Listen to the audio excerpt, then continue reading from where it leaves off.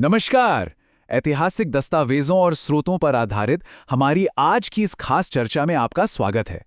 आज हम सीधे 16वीं शताब्दी में चलेंगे और भारतीय इतिहास के सबसे प्रेरक योद्धाओं में से एक महाराणा प्रताप की कहानी की गहराई में उतरेंगे। विशाल और लगातार फैलते हुए मुगल साम्राज्य के खिलाफ उनका ये ऐतिहासिक प्रतिरोध, देखिए, सिर्फ तलवारों और ढालों की कहानी नहीं है।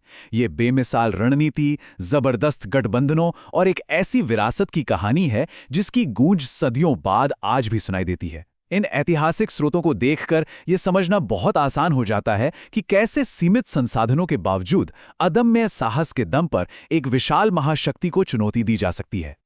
तो चलिए एक नजर डालते हैं कि आज हम किन किन चीजों पर बात करने वाले हैं। पहला, विद्रोही राजा। दूसरा, हल्दी घाटी का युद्ध। तीसरा, भील जनजाति के साथ गठबंधन। चौथा, छापामार युद्ध और पुनर्विजय।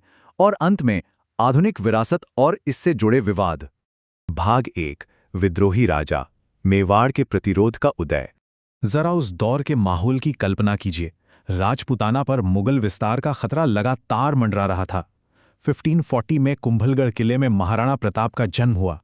घटनाएं बहुत तेजी से घटी और 1572 में गोगुंदा में उन्हें मेवाड़ के महाराणा का ताज पहनाया गया।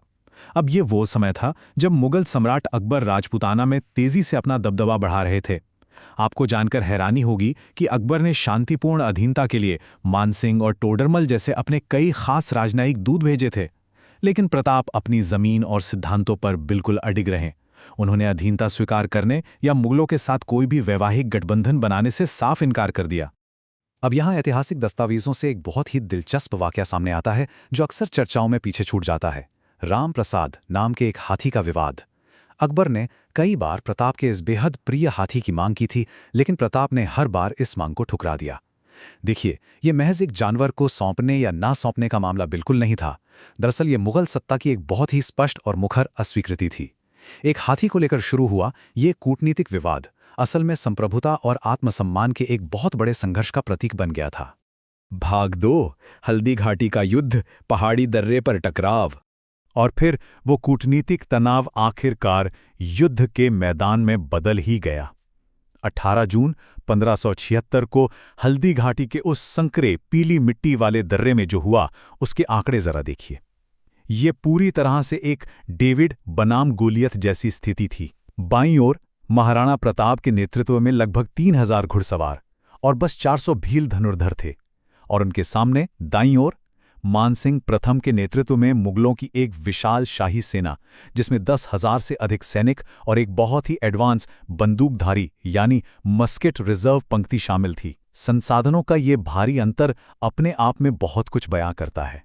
युद्ध के मैदान का मंजर बेहद अराजक था। हुआ कुछ यूं कि मेवाड़ी सेना के एक जबरदस्त शुरुआती हमले ने मुगल अग्रिम पंक्ति को पूरी तरह से तोड़कर रख दिया। लेकिन मुगलों की भारी गोलाबारी ने जल्द ही मेवाड़ के शक्तिशाली युद्ध हाथियों को रोक दिया, जिससे बाजी पलटने लगी। और फिर इसी उथल-पुथल के बीच एक अभूतपूर्व बलिदान देखने को मिला। जब प्रताप घिर गए तो झालामान सिंह ने मुगलों को भ्रमित करने के लिए मेवाड़ के शाही प्रतीक चिन्ह खुद पहन लिए। उनकी इस निस्वार्थ शहादत ने प्रताप को अरावली की पहाड़ियों में एक बेहद जरूरी सामरिक वापसी करने का मौका दे दिया। भाग 3, भील जनजाति के साथ गठबंधन, एक क्रांतिकारी गठबंधन। हल्दी घाटी के बाद तो जैसे संघर्ष का एक नया चरण शुरू हुआ, अस्तित्व बचाने का चरण। और इतिहासकार कर्नल जेम्स टॉड का ये कोट इस बात को बिल्कुल सटीक तरीके से दर्शाता है। प्रताप का अरावली की उबड़ खाबड़ पहाड़ियों में टिके रहना पूरी तरह से स्वदेशी भील जनजाति के अभूतपूर्व समर्थन पर निर्भर था। भीलों ने केवल सैनिक सहायता ही नहीं दी, बल्कि रसद, सुरक्षित ठिकाने और मुगलों की हर चाल की खुफिया जानकारी भी दी। सच कहें तो इस समर्थन के बिना मुगलों से लगातार लड़ते रहना लगभग नामुमकिन था। और ये गठजोड़ एक तरफा नहीं था, ये 16वीं सदी के हिसाब से एक बेहद क्रांतिकारी कदम था। जरा सोचिए, उस दौर के कड़े पदानुक्रम वाले समाज में एक राजपूत राजा द्वारा एक हाशिए की जनजाति को पूर्ण समानता का दर्जा देना कोई छोटी बात नहीं थी। भील समुदाय प्रताप से इतना जुड़ा हुआ था कि वे उन्हें प्यार से कीका यानी बेटा कहकर बुलाते थे। वहीं दूसरी तरफ प्रताप ने भील नेता पुंजा को राणा की प्रतिष्ठित शाही उपाधि से सम्मानित किया। यह गहरे आपसी विश्वास और सम्मान का एक बेहतरीन उदाहरण था। अब अगर कोई इस युद्ध को सिर्फ एक धार्मिक चश्मे से देखता है तो हाकिम खान सूरी का इतिहास उस धारणा को पूरी तरह बदल देता है। हाकिम खान सूर राजवंश के एक अफगान कमांडर थे जिन्होंने हल्दी घाटी में महाराणा प्रताप की सेना की अग्रिम पंक्ति यानी वैनगार्ड का नेतृत्व किया था। उनका प्रताप के साथ खड़ा होना यह साबित करता है कि यह लड़ाई किसी साधारण धार्मिक बाइनरी के बारे में नहीं थी। यह साम्राज्यवादी विस्तार के खिलाफ अपनी क्षेत्रीय स्वतंत्रता और संप्रभुता को बचाने की एक बेहद समावेशी लड़ाई थी। भाग 4 छापामार युद्ध और पुनर्विजय अरावली रणनीति। हल्दी घाटी के बाद प्रताप को यह साफ समझ आ गया था कि खुले मैदान में विशाल मुगल सेना को हराना मुमकिन नहीं है। इसलिए उन्होंने रणनीति में एक बड़ा बदलाव किया। पारंपरिक युद्ध की जगह उन्होंने अरावली के मुश्किल भूगोल का फायदा उठाते हुए छापामार यानी गुरिल्ला युद्ध शुरू कर दिया। भील धनुर्धरों की मदद से उन्होंने लगातार मुगलों की सप्लाई लाइनों को काटा और उन्हें परेशान किया। ये रणनीति इतनी कारगर रही कि मुगल सेना हताश होने लगी और प्रताप ने एक-एक करके अपने मेवाड़ी क्षेत्रों को वापस जीतना शुरू कर दिया। 36। जी हाँ, 36 ये कोई मामूली संख्या नहीं है। ये उन प्रमुख चौकियों की संख्या है जिन्हें महाराणा प्रताप ने अपनी इस नई छापामार रणनीति के दम पर मुगलों से वापस छीन लिया था। 1597 में उनके निधन तक सिर्फ चित्तौड़गढ़ और मांडलगढ़ को छोड़कर उन्होंने अपने लगभग पूरे पैतृक राज्य को सफलतापूर्वक फिर से आजाद करा लिया था। भाग 5 आधुनिक विरासत और विवाद इतिहास की पाठ्यपुस्तकों में। दिलचस्प बात यह है कि महाराणा प्रताप की ये कहानी 16वीं शताब्दी में खत्म नहीं होती। आज के समय में भी इन ऐतिहासिक स्रोतों की व्याख्याओं को लेकर काफी बहस होती है।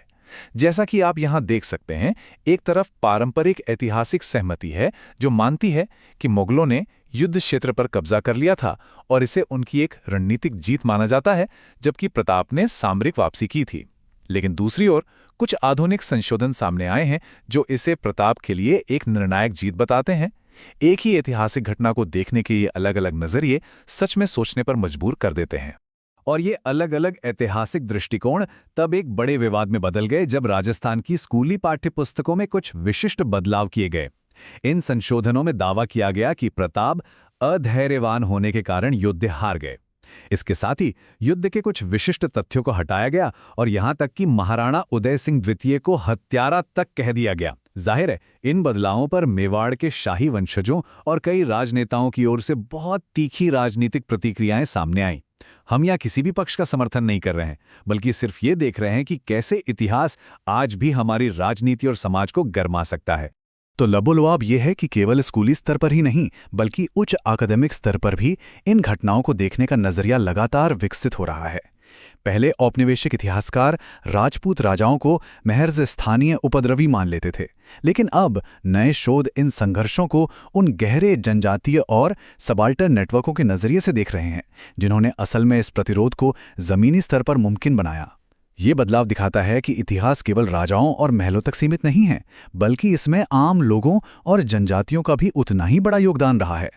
तो इन तमाम दस्तावेजों और ऐतिहासिक दावों को खंगालने के बाद एक बहुत ही अहम सवाल हमारे सामने आता है। आधुनिक ऐतिहासिक स्मृति और हमारी आज की राजनीतिक बहसें किस प्रकार 16वें सदी के एक प्रतिरोध की पहचान को लगातार एक नया आकार दे रही हैं। महाराणा प्रताप की ये विरासत हमें सिर्फ बीते हुए कल के बारे में ही नहीं, बल्कि हमारे आज के समाज और हमारी पहचान के बारे में भी बहुत कुछ सोचने पर मजबूर करती है। जरा इस पर विचार कीजिएगा। आज के इस चर्चा में हमारे साथ जुड़ने के लिए आपका बहुत बहुत धन्यवाद।